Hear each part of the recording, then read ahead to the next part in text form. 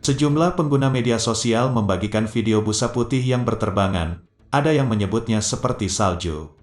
Menurut video yang beredar, busa putih itu muncul setelah peristiwa kebakaran tangki di kilang Pertamina Cilacap, Jawa Tengah. Unggahan tersebut salah satunya dibagikan seorang pengguna TikTok. Efek dari pendingin api yang berbentuk busa seperti awan. Demikian narasi yang dituliskannya bersama video yang merekam busa putih tersebut. Unggahan itu disertai keterangan video kebakaran Pertamina Cilacap.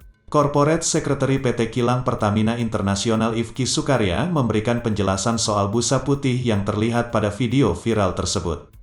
Ifki mengatakan, busa itu merupakan foam. Busa itu muncul dari high capacity foam monitor yang digunakan Pertamina untuk memadamkan api.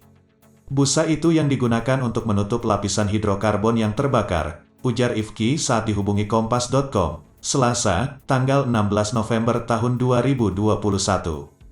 Ia menjelaskan, dengan tertutupnya lapisan tersebut, maka kemudian api menjadi padam. Nah, busa tersebut setelah upaya pemadaman berhasil, padam total. Karena ada angin berterbangan, kata Ifki.